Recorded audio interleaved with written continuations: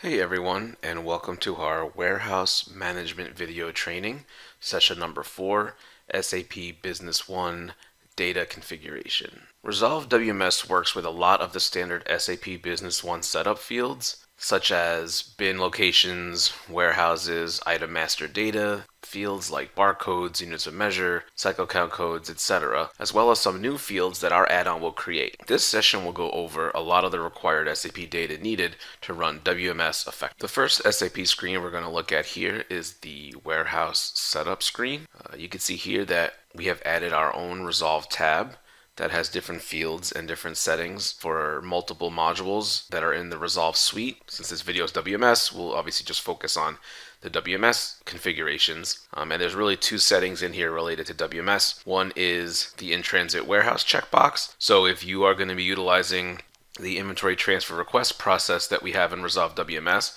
where we set up the ITR as basically two sides of a transaction, where there's an ITR pick, where you're picking it from the from warehouse, and then an ITR receipt, which you're doing a receipt at the to warehouse. We have that in between warehouse where your items sit until the items are shipped, and that is the in-transit warehouse. So that is where you would designate this warehouse as that in-transit warehouse. We also have the option here for when you do a sales order or a reserve invoice pick list. When you are done with that pick list, we can have the system automatically create the SAP delivery. We can actually also have it create the delivery and the AR invoice. Or you can have it controlled manually, which then you would do the delivery yourself manually after the fact. And if you have our freight management module, freight management actually is the one controlling the delivery, because after you're done picking, you're going to be doing shipping and packing and all that other stuff. So then freight management makes the delivery. So within WMS, these three options here are the main ones you'd be able to choose from. And this is, again, a per warehouse option. So if warehouse 2 wants to be manual, warehouse 3 can have the delivery created automatic. Those are all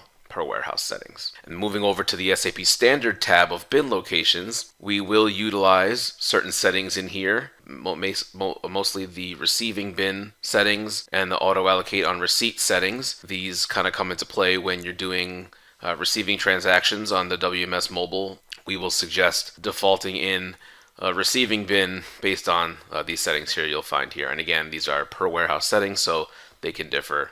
The next standard SAP screen we're going to review here is the item master data screen. Now, a lot of the standard SAP fields are utilized within Resolv WMS. Obviously, the item number and description we are going to display inside our mobile devices.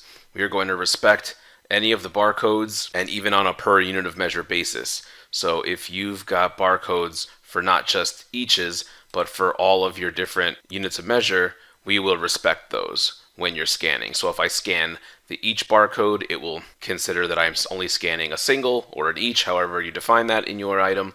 Or if I scan the case barcode, it will assume I'm counting, picking, receiving a case. So it respects all of the barcodes and their unit of measure associations. And obviously, speaking of units of measure, we also respect all the different units of measure, whether you're using barcodes or not. So your purchasing unit of measure, your sales unit of measure, inventory unit of measure, whatever unit of measure group and conversions you have set up for your item, we will respect those when utilizing WMS transactions in the Resolv Mobile. Here on the inventory data tab, there's also a field that comes into play, and that's the cycle count code field. So inside Resolv Mobile, there's multiple different counting screens, one of them being cycle counting screens. And those cycle counting screens will only let you count items where the next count date is today or prior. So in this example, since it's October 22nd and today is November 23rd, this will let me count this item. But if this happened to be, let's say, 1201, then when I try to pull it up on the Resolv Mobile, it won't let me. So this cycle count code and next count date do come into play when using the cycle count screens in Resolv WMS. And one thing also here is on remarks. Resolv WMS does allow you to display images. So if you upload a picture here into the item master data, this picture will show in Resolv Mobile. On the last tab here, this mobile scan, that is a new tab that is added by Resolv, and it's for serialized and batched items only. You can see that we have the option to make certain fields either hidden, optional, or required. So since this is a batch item, it's saying here that, okay, well, I want the require batch attribute 1 to be scanned. Well, that's just optional. So that's something that you don't have to enter in, but we will show you the fields so that you can scan it in if you want to. Same here that I have set for batch attribute 2. I don't really care about scanning in detail, so I'm going to hide that field. And then my batch expiration date, that is required. That's a must. I won't let anybody scan in an item without putting in the expiration date for the batch. And the last 2 date fields here I'm going to hide. And I'll show you in a second in the mobile screen how that would all look. But before that, we can see here on the right hand side for batch attribute 1, 2, and details, we give you the option of putting your own label in there. So you can see this just says BA1. When we go to the mobile, you'll see that it actually will say BA1 instead of batch attribute 1. So if you call them different things, they may not know what batch attribute 1 is, but they will know item code manufacturer number. It'll show instead of batch attribute 1. So you can see here, now that we're actually inside the mobile, I'm at my batch entry in screen. I'm doing a goods receipt, and I put in my batch number, and I'll just enter, let's say, a quantity of 1, and I'll hit add, and it tells me I can't because the expiration date is required. So if you recall, we made expiration date required, we made these 2 fields just optional, and we hid all the other ones. You can also see here's my label that I wrote in. Instead of batch attribute 1, it just shows item code manufacturer number. The next screen here in SAP is the standard SAP bin location master data screen. Again, Resolv WMS works with a lot of these standard fields within here.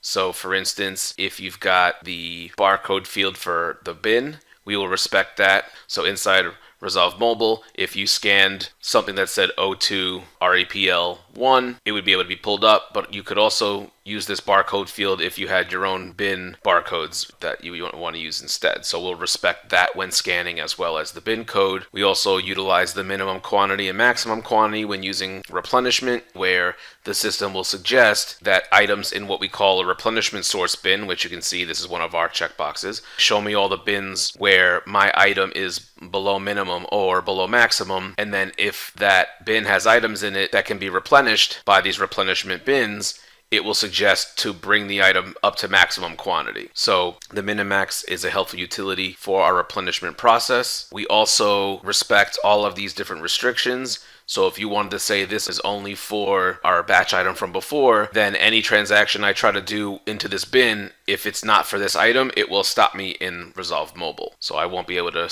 receive in, transfer in any other item besides this one to this bin. Same with the units of measure restrictions. Same with the batch restrictions and transaction restrictions. If it's only inbound transactions only, then you wouldn't be able to take anything out of this bin. A couple of fields here that we've added on our own.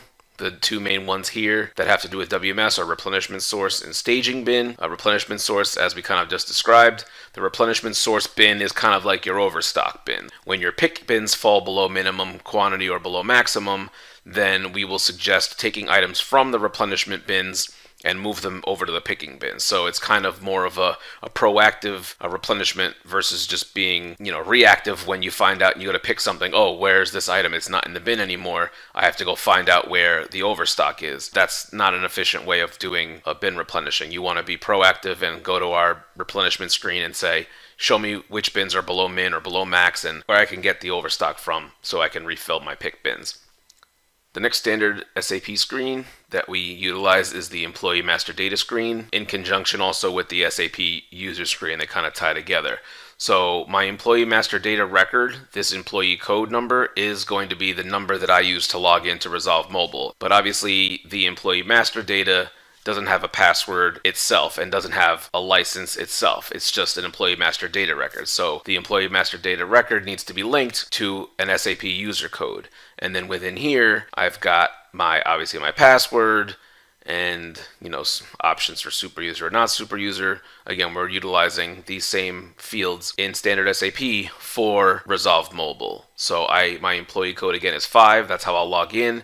And this password here is set with my assigned user. That will be the password I use to log in. And then we also have this Resolv tab that we added that will allow you to set this user's default warehouse and then determine if you want to allow them to change between warehouses.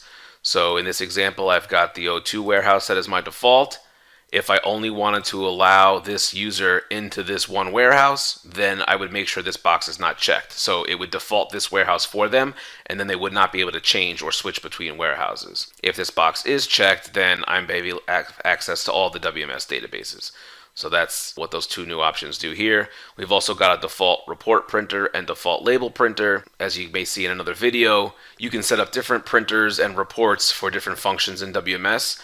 You can set a default printer per form or also per warehouse, but this gets even more granular unless you set up a default report printer and label printer for this specific user. So if I work in a certain area of the warehouse all the time, there's no reason to make me walk to where the main printer is by the front of the warehouse. I'm usually in the back. You can set my default printer to that back printer, and that way it prints for me locally. I don't have to walk as far. And just really quick, wanted to show you that I mentioned the employee ID number, so you can see we have our list here and there. If I type in my name, you'll see I'm employee number 5. So that's what I would type in here, and then it defaults in my default warehouse like we saw in the other employee master data screen as well. The last standard SAP screen that we're going to go over here is the SAP Authorizations, which obviously you guys utilize to set authorizations and permissions within inside SAP, but we also have authorizations and permissions for Resolv WMS on, the mobile devices. Again, you saw my user before was a super user, so I have full authorizations to everything.